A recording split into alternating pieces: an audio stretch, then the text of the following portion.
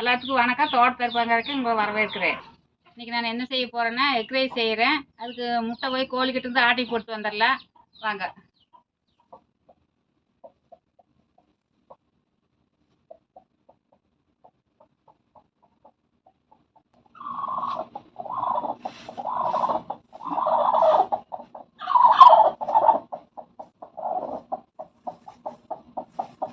முட்டை உடையாம இருக்கிறதுக்கு தட்டுப்பொடி வச்சுக்கலாம். பில்லை போட்டு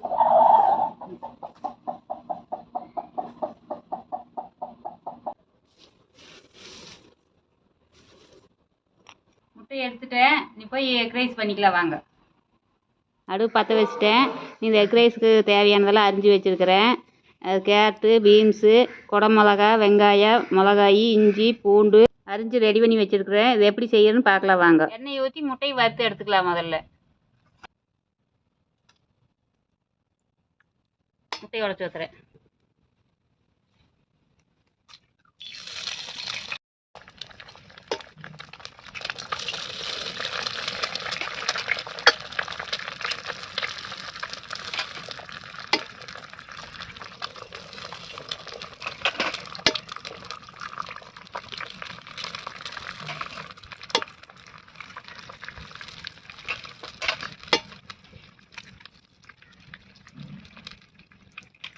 நல்லா தொலாவி விட்டுக்கலாம்.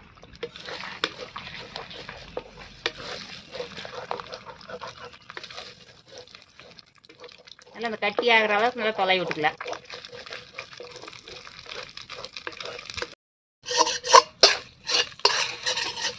சிம்மில் வச்சுட்டு தொலாவி விடணும். இது தீஞ்சு போயிடும்.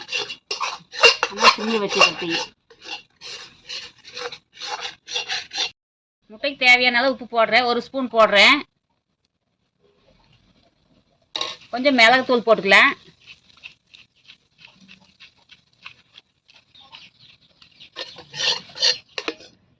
இந்த மாதிரி கட்டி கட்டியாக இருக்கையிலேயே எடுத்துக்கோணும்.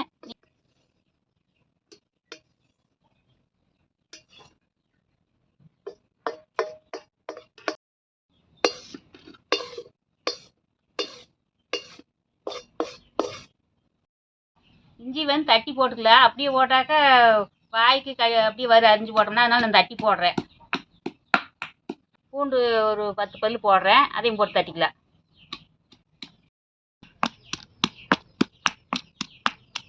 முட்டை வறுத்த சட்டிலேயே எண்ணெய் ஊற்றிக்கலாம். எண்ணெய் ஊற்றி காயெல்லாம் இதுலேயே போட்டு வதக்கி எடுத்துக்கலாம்.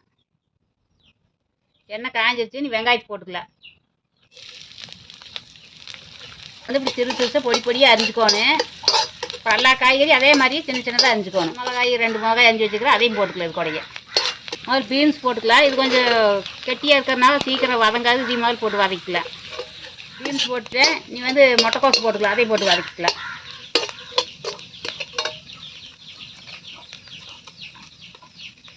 கொஞ்சம் வேவறதுக்கு நேரம் ஆகுது. அதனால் பீன்ஸும் முட்டைக்கோசும் முதல்ல போட்டு வதக்கிக்கலாம். அப்புறம் கொஞ்சம் நேரம் வணங்கின உட்பாடு அப்புறம் எல்லாம் இன்னும் தேவையானதெல்லாம் போட்டுக்கலாம். பூண்டு தட்டி வச்சுக்கிறேன். அதையும் போட்டுக்கலாம். பீன்ஸ் ஒரு அளவு வணங்கிடுது. கேரட் போட்டு வணக்கலாம். குடமிளகாய் அரிஞ்சு வச்சுக்கிறேன். அதையும் போட்டுக்கலாம். சோயா சாஸ் 2 ஸ்பூன் ஊற்றுறேன். அரிசி முட்டை போட்டு அதே வதக்கலாம்.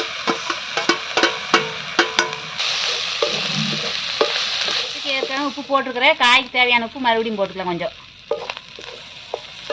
சோறு ஆக்கி வச்சுருக்கிறேன். அந்த சோத்தையும் இதில் போட்டு எல்லாம் ஒட்டுக்கு வறுத்து எடுத்துக்கலாம். சாப்பாடு இதே மாதிரி பல ஒன்றோட ஒட்டாமல் இருக்கணும். பாஸ்மதி ரைஸ்லையும் செஞ்சுக்கலாம். இந்த நம்ம வீட்டில் செய்கிற அரிசி பொன்னி அரிசிலையும் செஞ்சுக்கலாம். சோறான பல இருந்ததுன்னா எந்த அரிசியாக இருந்தாலுமே நல்லா இருக்குது. நான் நாட்டுக்கோழி முட்டை போட்டு செஞ்சுருக்கிறேன்.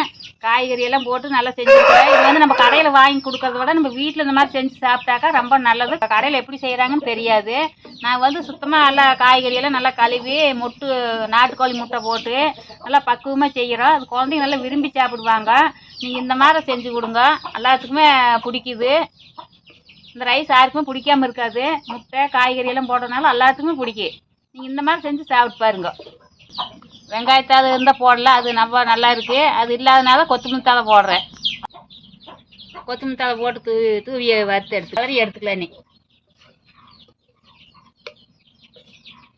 இப்போ 1/2 கிலோ இருக்க பெப்பர் போட்டுக்கலாம். அப்புறம் 1 ஸ்பூன் தான் போட்டேன், இப்போ கொஞ்சம் போட்டுக்கலாம். ரெடி ஆயிடுச்சு, நீ எடுத்து வச்சுட்டு சாப்பிடலாம்.